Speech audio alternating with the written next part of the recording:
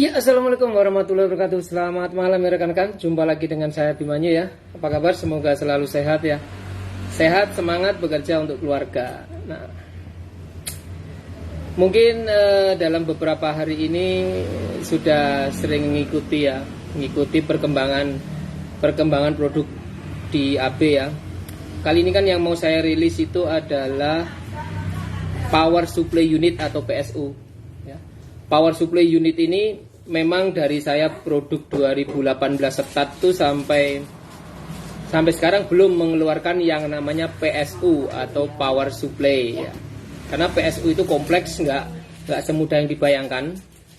Ya, butuh kestabilan tegangan, sedangkan kalau kita buat sebuah PSU dari step up step down ya, atau ya yang banyak di luaran sana itu faktor resikonya kalau rusak tinggi.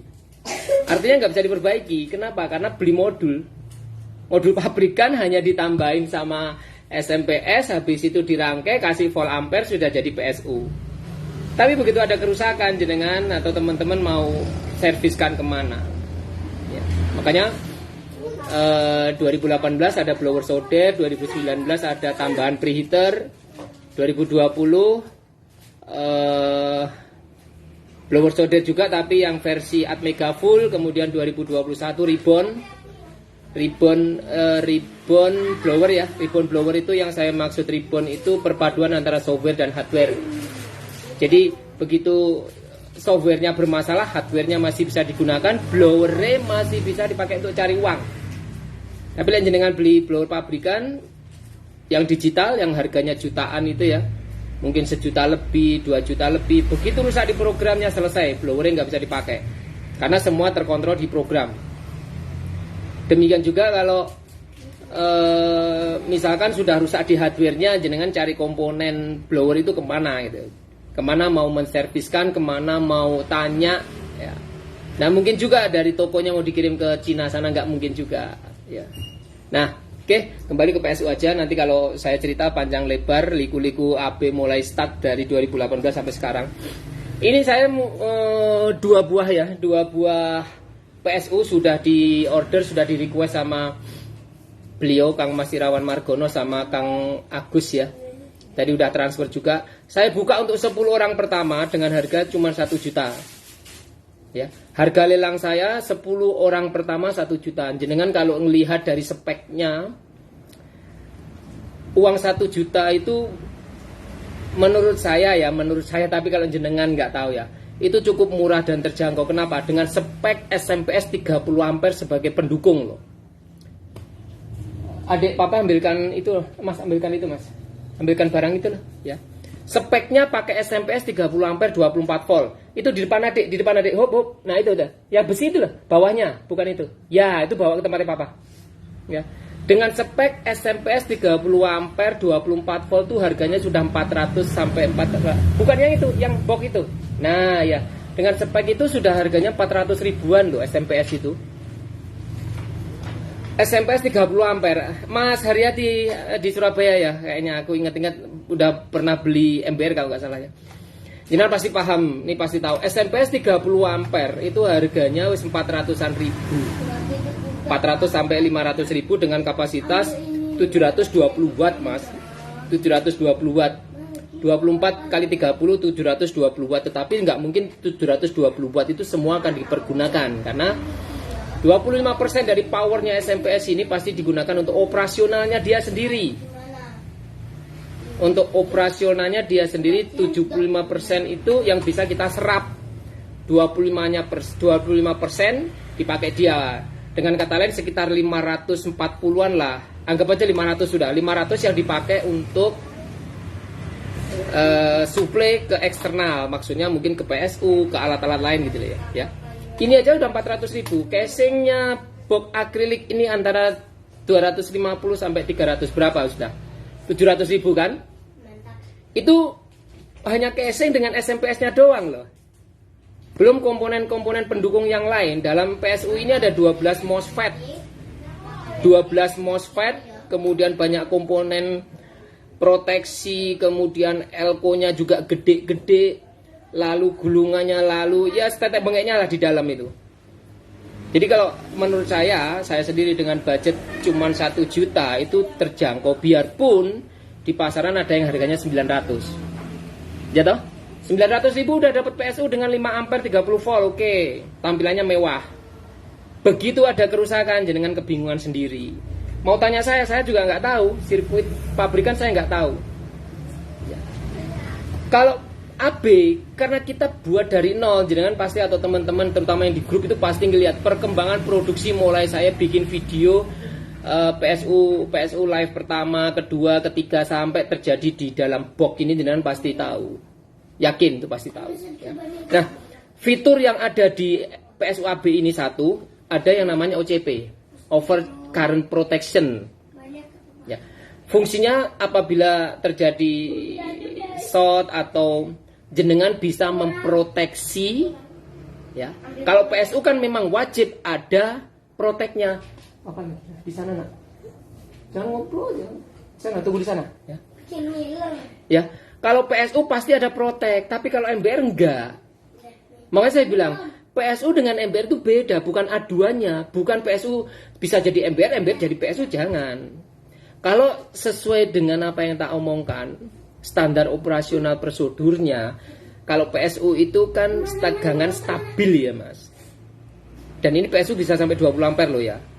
Bisa jadi MBR. Tapi konstan, keriting jalur relek kita salah mengoperasikan. Kalau MBR itu ada fitur yang saya utamakan, denyutnya, denyut. Supaya apa? Nggak rusak di jalur. Hantaman yang dikeluarin MBR-nya kan bervariasi tegangannya. Kadang naik, kadang turun, kadang naik, kadang turun. Nah, ibarat sebuah bendungan diketok, dihancurin perlahan-lahan. Itu komponen yang short itu dihancurin perlahan-lahan. Bukan spontanitas. Contoh spontan pakai apa? Step up, step down. Jangan pakai itu kan hantam total. Lah kalau komponennya bandel, merembet kemana-mana. Tapi kalau di AB, komponen bandel dihancurin perlahan-lahan, dihancurin, diketuk pelan-pelan. Kadang dikasih ampere gede, kadang kasih ampere kecil. Nah, salah satu keuntungannya lagi apa? Jenengan bisa tembak baterai. Baterai semakin terisi dia melawan penembaknya gitu loh. Makanya saya sarankan kalau misalkan untuk tembak baterai, pakailah MBR, fungsikan denyutnya. Ini laptopnya Silvi bisa dipakai? Enggak. Free, laptopmu free. Ya. Laptopmu tak nggih jajal ngisi PSU wis bisa kok. Ya. Kalau untuk tembak baterai, rekomendasi yang saya berikan pakai MBR, denyutkan. Ibarat seperti inilah, logika aja, kita berpikir logika aja, ojo angel-angel. MBR-nya ada di atas, baterainya di bawah. Ini baterai semakin terisi, kan semakin melawan nanti. Lek wis sejajar kan melawan. PSU banyak yang jebol, kenapa? Dipakai untuk tembak baterai. Lek wis tak sarankan tembak baterai jangan pakai PSU yo, jadi coba-coba gitu. AB sudah membuat MBR, AB sudah membuat PSU. Yo fungsinya masing-masing pergunakan, jangan dicampur aduk. Oke? Fitur kedua ada yang namanya DVP ya. DVP enggak tahu kata-kata DVP itu mungkin saya sendiri yang buat atau orang lain ya. Differential Voltage Protection. Differential Voltage Protection itu mungkin tidak tahu apakah di PSU pabrikan ada atau tidak, saya nggak tahu. Tapi yang jelas ini di AB tak berikan fitur itu biasanya karena kebanyakan human error. Maksudnya gimana? Maksudnya begini. PSU AB misalkan jenengan setting 5 volt nih ya. Jenengan setting 5 volt outputnya. Output PSU AB jenengan setting 5 volt. Secara nggak sengaja ada eksternal tegangan yang masuk nih. Ada eksternal tegangan yang masuk, misalkan tegangan yang masuk itu lebih tinggi dari PSUAB, maka PSUAB akan protek.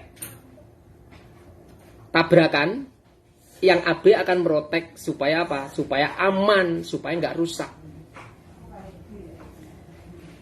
Ring areanya sekitaran saya setting 1 volt. Jadi misalkan PSUAB itu jenengan keluarkan 5 volt, begitu ada hantaman dari luar 6 volt, dia akan protek. Saya tidak tahu dalam penggunaannya, mungkin rekan-rekan sendiri yang bisa, yang tahu ya. Misalkan contoh jenengan masukin tegangan lewat mungkin jalur baterainya laptop ya, mungkin lewat laptop terus nggak sengaja pakai eksternal power supply, nggak tahu tatitut gitu, tiba-tiba nanti PSU-nya AB akan merotek. Nanti saya praktekkan apa itu DVP gitu. Jadi fitur OCP yang dimiliki PSU pabrikan di AB juga ada, fitur DVP yang belum tentu ada di pabrikan. Ya. Kemudian teman-teman misalkan mau tegangannya kecil tapi ampere gede sampai mendekati 20 ya bisa. Jangan tinggal ngatur OCP-nya. Makanya sedikit berbeda dengan cara menggunakan PSU pabrikan. Sedikit berbeda. Nanti saya praktekkan dengan memakai beban sebuah kawat nikelin. Jadi tegangan 3 volt tapi aku kepengen sampai 15 ampere ya bisa. Tegangannya kecil tapi ampere gede. Makanya bisa dijadikan MBR tapi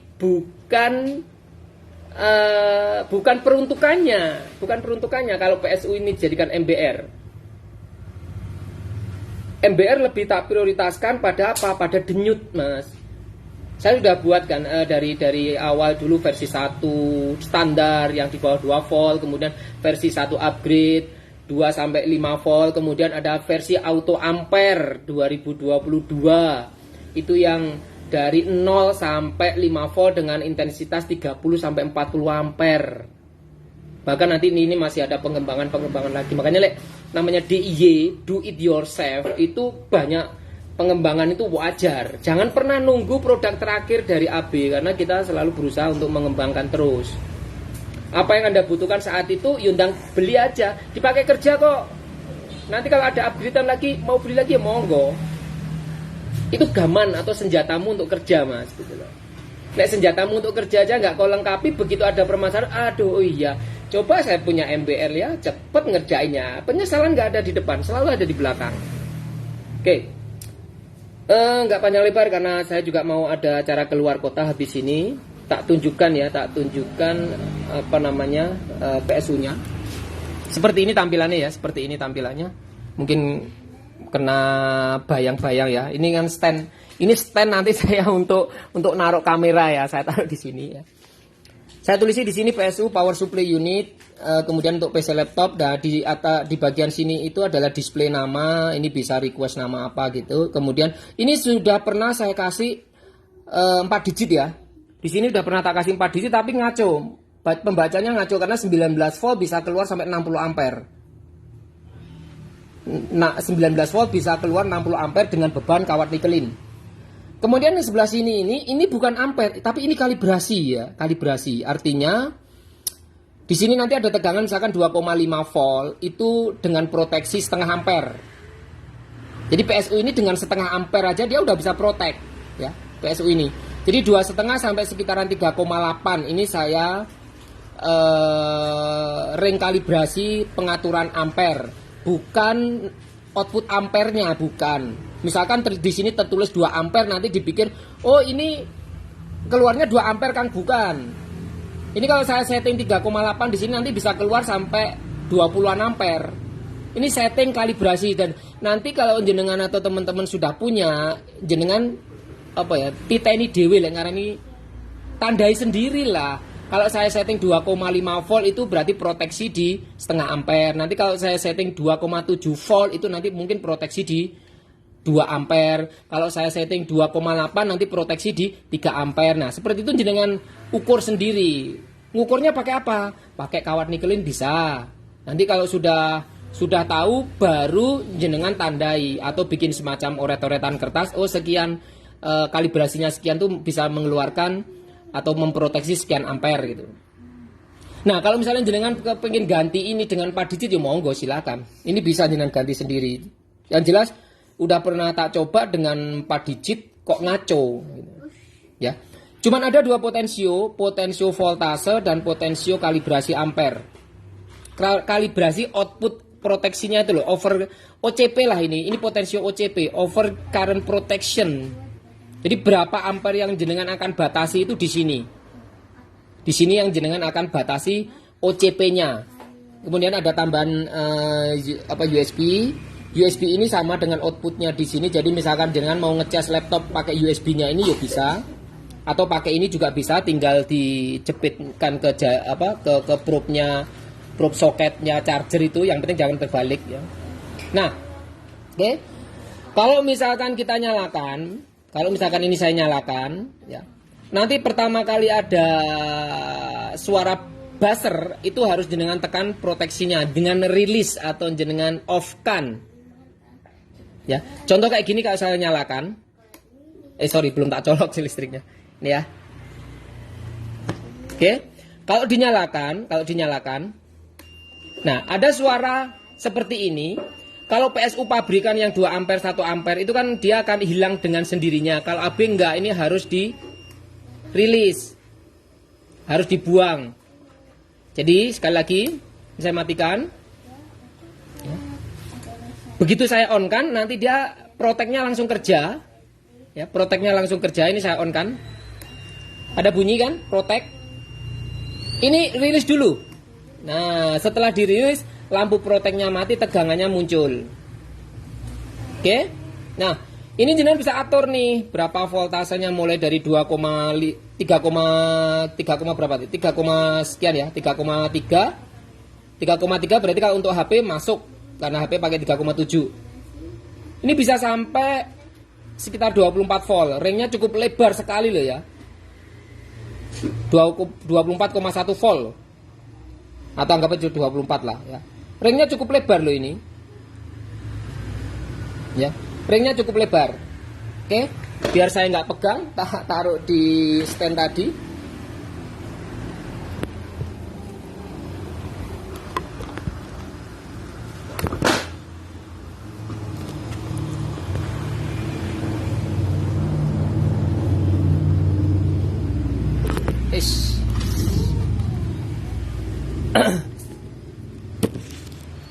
Ya, oke.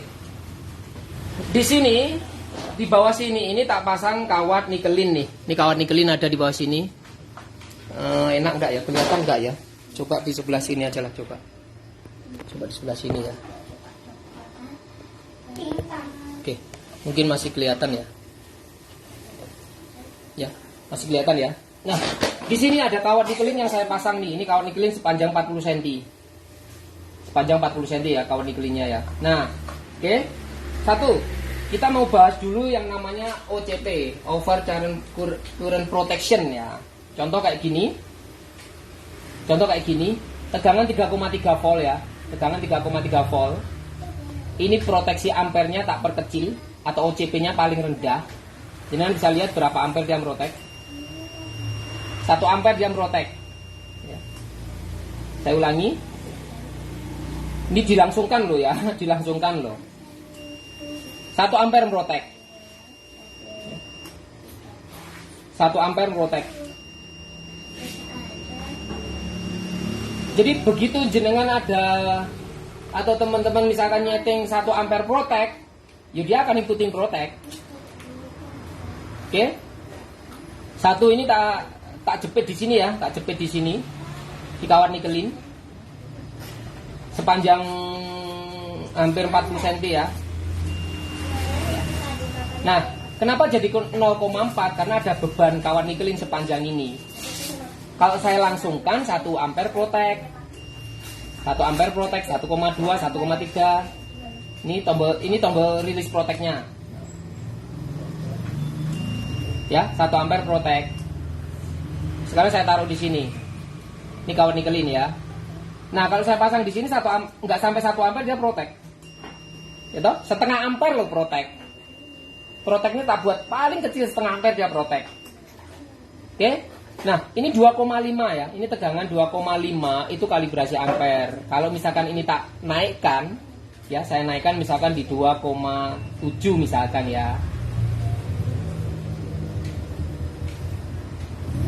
2,7. Ya. Nanti berapa ampere dia akan protek kan gitu. Berapa ampere dia akan protek, kita coba tanpa beban ya, langsung. 1,6 ampere baru protek. Naik kan 1,6 ampere baru protek. Ini saya sentuhkan lagi langsung. Kalau kita tes di kawat nikelinya ya. Ini kawat nikelinya berapa ampere dia protek? Dia belum protek nih. 1,5 belum protek. Nah, sekarang ini saya buka lagi nih di 2,7 saya buka lagi nih. Saya buka lagi misalkan 3 volt. Saya naikkan langsung aja biar cepet 3 volt. Ya. 3 volt kalibrasi ampernya berapa ampere dia protek? Belum protek ya. Kita deketin ke sini baru nanti dia kelihatan proteknya berapa. 4 ampere belum protek ya. Nah, 5 ampere belum protek. Nah, baru protek kan? Jadi intinya nek ini jenengan naikkan berapapun tegangan yang dikeluarin nanti proteknya jadi ngebuka. Nih ya, saya deketin di sini kalau nikelinya ya. Nah, protek kan? Sekarang saya taruh di sini, protek enggak? Belum protek ya, 3 ampere, 3,5 ampere belum protek. Ini saya naikkan ke sini. 5 ampere belum protek ya, 5 ampere belum protek. 6 ampere belum protek. Nah, 6 ampere lebih baru protek. Ya kan? Oke, ini 3 volt. Sekarang saya naikkan lagi arah jam 3 dengan tegangan kalibrasinya 3,6. 3,6 ya, 3,6. Nanti berapa ampere dia akan protek? Berapa ampere dia akan protek dengan tegangan tetap 3,3. Dari sini ini nggak protek. Kenapa? Karena jauh ya. Ini dengan sini kan jauh nih, nggak protek. Oke, saya deketin lagi. Belum protek. 2 ampere belum protek. 2,9 belum protek. 4 ampere belum protek. Deketin lagi. 6,7 belum protek. 9 ampere belum protek loh, bayangin. Tegangan 3,3, 9 ampere belum protek. Ini berapa proteknya? 15 ampere belum protek. Merah loh barusan. Kelihatan nggak di sini? Merah loh barusan. Jangan lihat ini ya. 12 ampere, oh merah toh? Kelihatan nggak? Belum protek loh. Padahal tegangannya cuma 3,3. Makanya saya bilang ini bisa jadi MBR, tapi hantam total. 3,6 tuh dengan 15 ampere belum protek nih. Belum protek kan? Berarti kalau di fullkan seperti ini, mungkin bisa up to 20 ampere baru protek. Coba agak ke sini ya. Ini sudah tak fullkan 3,8. Belum protek ya. 7 ampere belum protek. 9 ampere belum protek tapi sudah menyala ini kawat nikelin. Coba dilihat di sini ya. Ini agak tak tarik supaya jepitnya itu benar-benar kencang, nggak ngefong. Ini lihat. Loh. 10 ampere belum protek loh. Padahal tegangan kecil nih. Loh. Keluar apinya, keluar toh. Loh. Jadi berapapun nilai tegangan yang jenengan keluarkan, ini proteknya bisa diatur. Ini potensio ini. Contoh misalkan saya mau uji di tegangan 19 volt. Tegangan 19 volt. Ini proteksi ampernya tak perkecil dulu, tak kecilin banget, tak kecilin atau tak tutup. Ini saya setting 19 volt.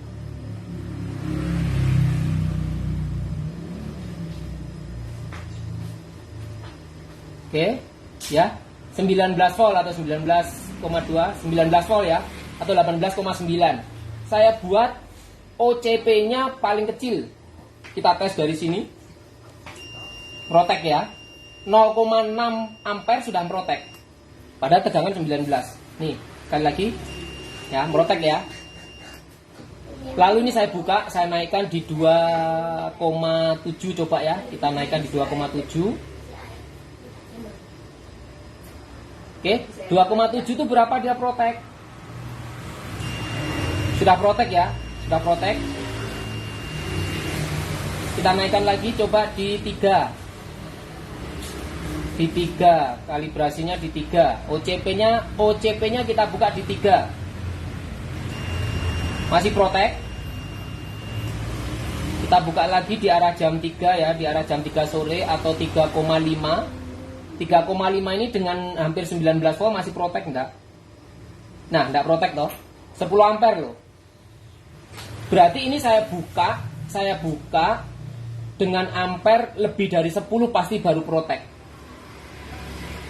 Ya, 10 ampere. Nah, menyala loh ini. Yang saya lihat ini menyala loh ini. 19 volt 10 ampere. Wih, menyala loh. Ya, menyala ini. Ini jangan lihat ini ini enggak saya tarik ngefong sebelah sini kawatnya ini apa? Jepit buaya ini ngefong. Jangan lihat sekali lagi. 19 volt 10 ampere. Nah, ya. Jadi berapapun nilai yang jenengan keluarkan, ini kalau tak keluarin tak fullkan lagi bisa 15 ampere. Kawat sepanjang hampir 40 cm ini ya membara. 10 ampere. Apalagi kalau saya dekatkan ke sini nih, saya dekatkan lagi setengah, ini pasti naik nih. 15 ampere, Mas. 15 ampere. Sekali lagi ya. Jangan bisa lihat di sini nih. Teman-teman lihat ya, 18,9 ini ya, berapa ampere dia keluar? Ini setengah. Sekitar 20 cm lebih ini, 30 cm ya, sebentar aja tapi. Ya, lihat. 14 ampere loh. Ini saya fullkan 14 ampere. Kalau semakin dekat ke sini bisa lebih dari 14 atau hampir 20 ampere mungkin bisa keluar. Cuman saya takut deh. Karena pernah tak coba, kawat nikelin ini langsung putus. Langsung putus. Nih, jangan lihat sekali lagi ya. Sekali lagi jangan lihat ini kawat nikel ini berapa ampere yang keluar. Kayak ketarik ini. Kayak ketarik ini. 15 ampere. Itu fitur yang ada OCP nih. Jadi OCP jenengan bisa atur berapa ampere yang mau dikeluarin. Contoh misalkan pas dipakai ngecas di HP, Mas Abi kok ngecas di laptop, Mas Abi kok nggak bisa ngecas? Lah iya, proteksinya atau OCP-nya jenengan setting cuma 1 ampere atau setengah ampere, sedangkan laptopnya membutuhkan minimal yang dibuka harus 2 ampere. Yang dibuka harus 2 ampere. 2,5 ini proteksinya cuma setengah ampere. Ya, jangan lihat ya. 0,7 ya ini nanti. Ini 19 volt ya. Loh, setengah ampere. Dan sedangkan laptop sendiri membutuhkan ampere berapa? 2 ampere misalnya. Ya pasti ngeprotek. Ini harus jenengan buka. Contoh misalkan ini jenengan buka di arah 3. Dia meroteknya di berapa? Nah, dia masih merotek kan? Berarti harus jenengan buka ini. Sampai laptop itu nggak bisa terisi, artinya ini nggak meroteksi. Coba di arah jam 3 ya. Saya coba di arah jam 3 dengan 3,49. Coba. Ya toh, nggak merotek toh. Tapi udah berapa ampere itu? 10 ampere. Gede. Kecilin. 6 ampere. 7 ampere masih agak gede ya. Jadi jenengan harus bisa mengenali ini. Oh, kalau tak kasih 3 volt, ini nanti proteksinya sekian ampere. Caranya ya kayak gini. Bisa pakai kalibrasi gini. Nih, protek kan? Loh. Ya, protek. Jepit buaya ini kalau nggak saya tarik, dia ngefong. Kalau saya tarik benar-benar kejepit. Nah, Itu penting. naikkan dikit. Masih merotek. Tuh ya toh, nggak merotek tuh sudah. Loh.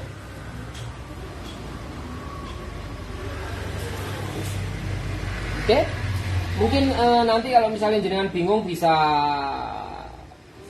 tanya saya atau inbox saya. Oke, kita lanjut di fitur yang namanya DVP. DVP atau Differential Voltage Protection. Panas ora iki. Anget. Oke.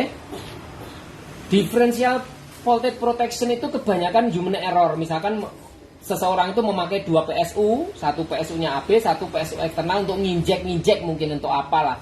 Banyakan di human errornya. Contoh kayak gini nih. Ini tegangan saya setting paling kecil ya.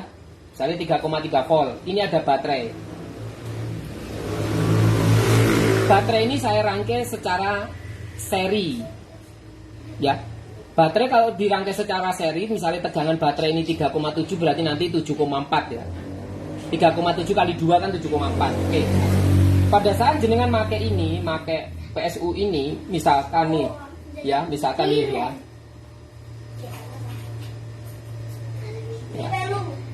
Baterai ini kan mengeluarkan tegangan juga toh 7,4. Begitu ini saya sentuhkan nanti PSU AB akan protek. Ya toh? Nah. Dia akan protek.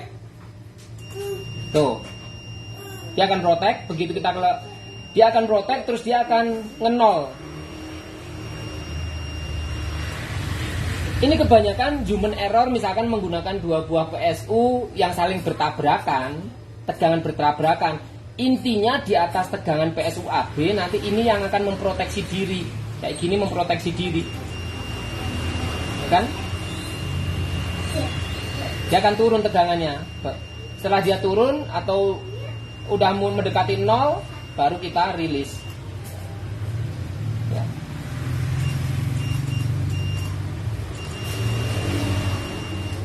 Jadi di bawah tegangan ini yang di bawah tegangan PSU AB itu dia menang, ngedorong, artinya dia ngisi. Misalkan baterainya ini cuma 3,7 terus jenengan setting 5 volt, ini yang kalah. Ini yang kalah. Tapi kalau ini yang kalah atau tegangannya lebih kecil dibanding ini, PSU-nya AB sudah protek duluan supaya apa? Modul di dalam itu nggak rusak, nggak diserang sama power supply eksternal. Loh, padahal ini bisa mengeluarin 15 ampere, 20 ampere. Kenapa kok pakai ini? Padahal ini cuma berapa ampere toh? Kok ini protek? Ya itu loh salah satu fitur differential voltage protection-nya di situ. Dia memproteksi diri supaya nggak keluar tegangan. Di sini kalau misalkan saya sambung jalurnya saya pindah, nanti yang terbaca tegangan dari sini, tegangan yang masuk itu bisa kebaca di sini. Cuman nggak saya sambung seperti itu. Biar apa? Karena memang fungsinya dia memproteksi diri ya harus 0. Ya, seperti ini harus 0. Nah, begitu kita cabut dia akan turun nih, ngebuang. Akan 0. Ya kan? Nah, baru kita rilis. Lah, misalkan kebalik gimana Mas Abi? Misalkan kebalik nih, misalkan. Kebalik dia tetap proteksi, cuman karena ini 2 buah baterai, ada BSI-nya toh. Jadi kita nggak bisa ngeceknya langsung dua dari ujung ke ujung sini, nggak bisa. Kita harus ngeceknya salah satu. Contoh yang sudah saya tanda ini positif, saya kasih tegangannya negatif. Ya. Kemudian yang di sini ini yang negatif jadi positif, nanti dia tetap protek. Tapi ada ampere keluar sesaat. Ada ampere keluar sesaat harus langsung 0. Ya, sekali lagi ya. Ini tegangan baterainya 3,7. Ini cuma satu baterai yang saya pakai. Kalau tadi ujung ke ujung itu 2 baterai. Kalau saya pakai satu baterai, bukan ujung ini yang saya ambil, tapi yang sini dengan yang di sini nih. Ya, ini kalau saya sentuhkan dia langsung protek dan spontan, cepet. Loh, ada keluar ampere sesaat. Sesaat aja tapi ini voltasenya 0. Ya. Nah, langsung sesaat. Tek. Nah, ya toh? Padahal ini tegangannya cuma berapa? 3,3, baterainya 3,7. Perbedaan sedikit ya, 3,3 dengan 3,7 itu hanya 0,4 volt loh. Itu ada merotek dia. Jadi sensitif banget. Nggak mau ini diinjek dari luar, nggak mau. Kalau dia nginjek keluar mau. Maksudnya ini 5 volt, baterai 3,7, ini terisi. Tapi ingat, SOP saya, tembak baterai pakai NBR bukan PSU loh ya. tidak menjamin bahwa PSU ini kuat untuk tembak baterai atau aman untuk tembak baterai biarpun ampere sampai 15-20. Saya bilang ikuti SOP baru jenengan bisa bekerja dengan aman. Jangan menyalahgunakan SOP. Sudah ada PSU, sudah ada MBRAB yang diciptakan, pergunakan masing-masing. Wah, nanti jadi mahal Mas Abdillah, hasilnya sampean gawe ya lebih-lebih kok. Investasi ke alat tuh nggak ada yang istilahnya nggak berguna. Pasti suatu saat ada gunanya. Jadi fitur DVP, differential voltage protection itu fungsinya untuk itu. Dia nggak gelem Mas, dia nggak gelem diinjek dari tegangan luar, nggak mau dia, menolak secara halus langsung memproteksi.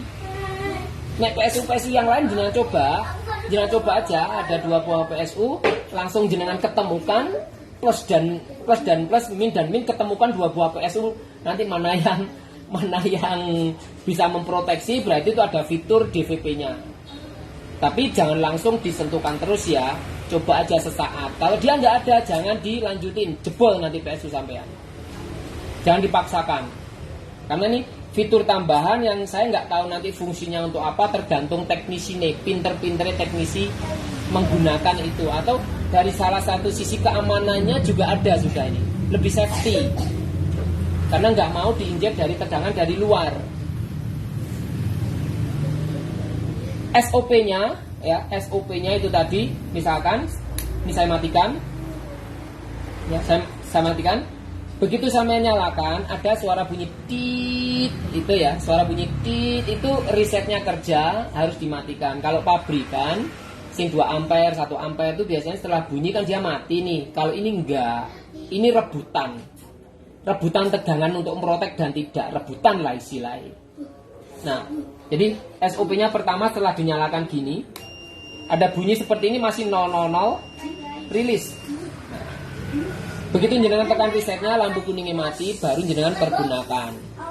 Ya, SOP langkah pertama itu. Langkah kedua, setelah menggunakan berapapun yang jenengan pakai, setelah dipakai lo ya, jangan lupa ini selalu kecilkan, proteksinya kecilkan. Kenapa? Takutnya jenengan nggak sengaja nggak membaca ini, pas ampere digedek nih ini, pas kalibrasi ampere gede.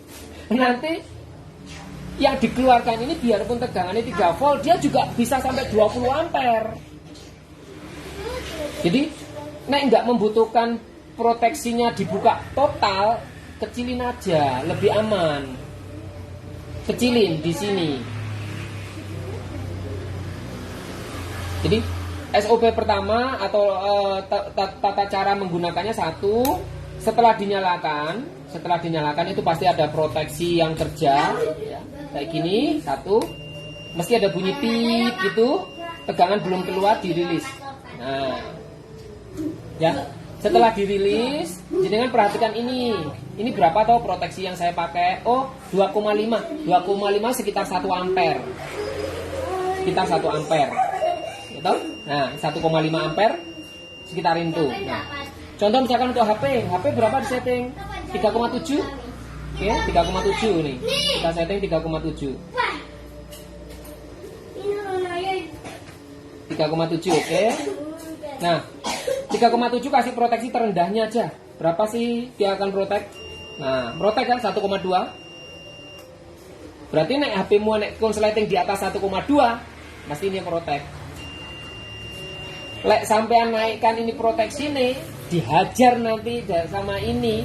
Kenapa? Lolos 1,2 ampere, lolos langsung. Kalau ada konsleting HP ini sampean pasti ya hilang atau bisa berfungsi sebagai MBR tapi tidak denyut.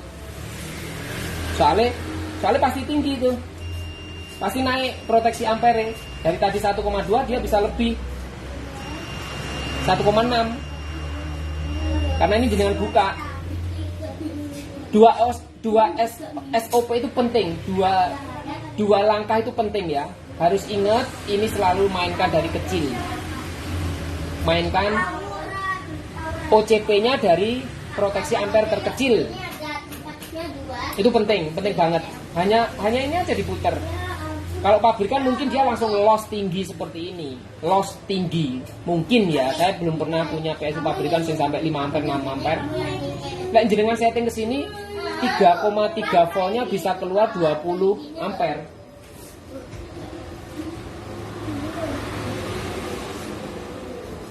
Ya. Sekali lagi kayak gini ya. Ini 3,3 saya buka. Kita tes lagi di kawat nikel ini ya. Nih, jangan lihat nih, 3,3 itu bisa keluar sampai berapa ampere? 6 ampere, 12 ampere loh. Nyala loh ini. Loh, nyala toh? Loh, nyala kan? Ya toh? Agak jauh dikit segini.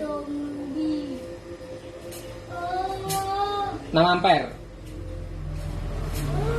Menyala ini, 10 ampere. Loh. Dan ini spontan, memang bisa jadi MBR tapi tidak rekom untuk nyari short pakai PSU. Oke, itu aja yang bisa tak sampaikan ya teman-teman ya, rekan-rekan. Mungkin udah panjang lebar. Aku jelasin apa namanya ini PSU. Mungkin sudah banyak menyita waktu rekan-rekan semua. Mohon maaf ya. Dan saya buat untuk 10 orang yang order pertama dengan harga saya bilang tadi 1 juta, cuma 1 juta. Kenapa? Karena yo untuk pembukaan awal. Dan ini tak infokan hanya di grup toh. Saya prioritaskan rekan-rekan semua. Istilahnya ya saya dibantu dengan kepercayaan dari rekan-rekan bahwa mau menggunakan produk lokal. Saya sudah bisa jalan, sudah bisa istilahnya bimbing anak-anak itu ya berkat bantuan jenengan semua. Nek jenengan nggak membantu saya ya nggak bisa apa-apa. Jadi itu reviewnya, monggo kerso jenengan. Kalau misalkan mau order ya monggo. Yang jelas 10 orang pertama saya kasih harga cuma 1 juta dengan fitur seperti itu.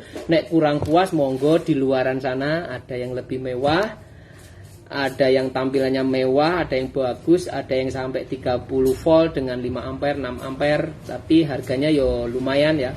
Kemudian dari sisi safety-nya jenengan sudah tak jelasin seperti ini. Dari sisi garansinya saya kasih garansi selama saya produksi. Dongakno sehat, aku bisa membimbing anak-anak itu.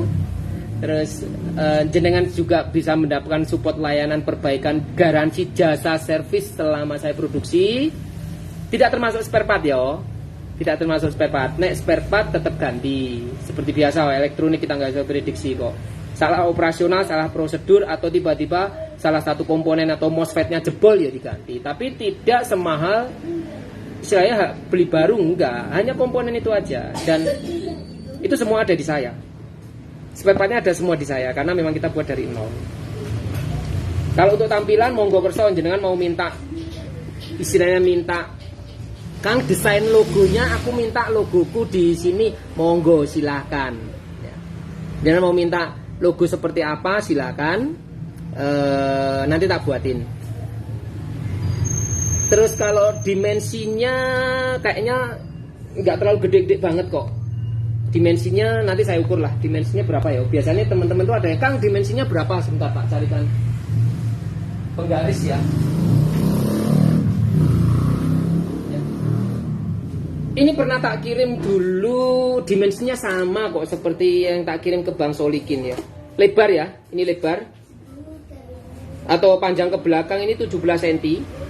17 cm ke belakangnya, 17 cm, kemudian yang lebarnya sini 12, yang lebarnya ini 12. Kemudian tingginya ya, tingginya ini sekitaran 23. Tingginya sekitaran 23. Tapi nanti ada perubahan dimensi ke atasnya ya. Kayaknya ke atasnya nanti ada perubahan dimensi karena PCB yang baru, PCB yang baru tuh PC yang menyambung itu agak tinggi sedikit, paling sekitaran 3 atau 4 cm. Dimensi ke atasnya ya. Kalau kiri kanannya insya Allah sama. Maksudnya lebarnya ini sama, ke belakangnya kurang lebih sama, hanya tingginya tadi 23, mungkin bisa 26 lah nanti. Tapi saya rasa kalau teman-teman naruh PSU ini di tempat yang tinggi, di meja yang atau di tingkat meja yang tinggi nggak masalah sih ada kenaikan tinggi, kecuali ditaruh di rak nomor 2 gitu ya. Kan rak pertama, kedua, masih ada ketiga lah. Ini yang jadi tanda tanya nih kalau dengan dimensi 26 cm cukup atau enggak. Kemudian nanti juga ada kabel. Kalau misalkan dapat dari saya kabel yang gede 1,5 mili NJAF serabut, jangan pernah diganti kabel yang kecil-kecil kayak gini, ini jangan. Pernah kejadian siapa yang ganti kabelnya akhirnya ampere nggak keluar, ya iya karena muatannya nggak cukup. Jadi lek mau mengganti kabelnya ini, belilah yang lebih gede dari saya malahan 1,5 mili NJAF, dengan beli aja yang 2,5, nanti ampere lebih ngangkat lagi. Karena bisa jadi tadi saya pakai 1,5 gini ampere kurang greget, bisa jadi kurang gede misalkan, yo dikasih lebih gede supaya muatan ampere ngangkat.